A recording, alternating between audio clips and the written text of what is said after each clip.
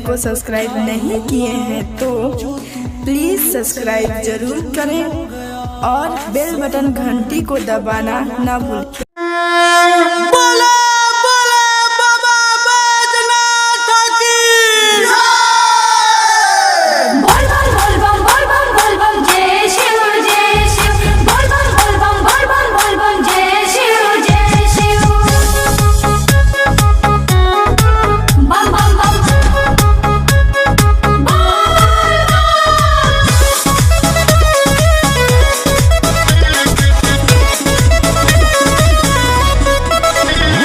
मेला में भीड़ बरियार बड़ुए, ओसो के महंगा बाजार बड़ुए।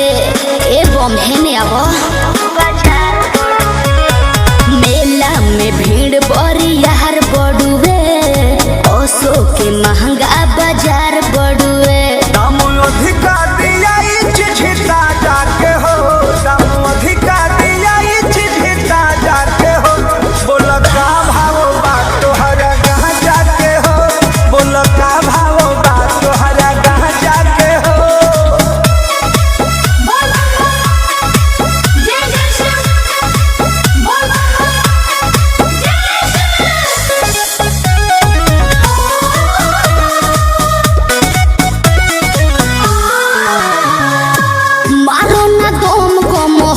जाई हो कठिन डगरिया बकट जाई हो।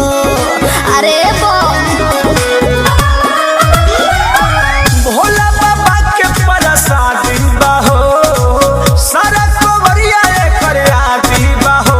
इहे चढ़े कैलाश वाले राजा के हो, इहे चढ़े कैलाश वाले राजा के हो। बोल का भाव बात हरा गाजा के हो, बोल का भाव बात हरा गाजा के हो।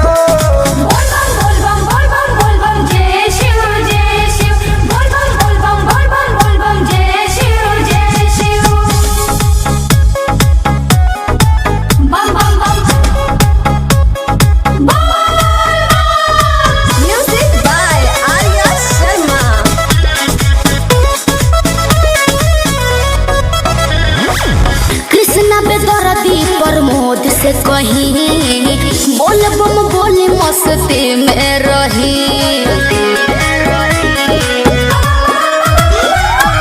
आइल बानी बन के कंवरियानु हो, भोले बाबा के दुवरियानु हो।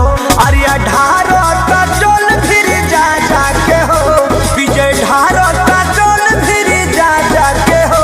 बोल का भाव बात हरा गाजा के हो, बोल का भाव बात हरा गाजा के हो। मेला में भीड़ बरियार बड़ुए, ओसो के महंगा बाजार बड़ुए।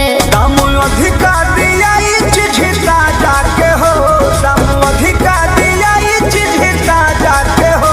बोल का भाव बात तोहरा गाजा के हो, बोल का भाव बात तोहरा गाजा के। बहनों, हम सब इतने मुश्किल से वीडियो बनाते हैं, कृपया करके अगर आपको पीपीएम म्यूजिक के वीडियो पसंद आए तो हमारी वीडियो को लाइक, सब्सक्राइब और बेल आइकन को जरूर दबाएं।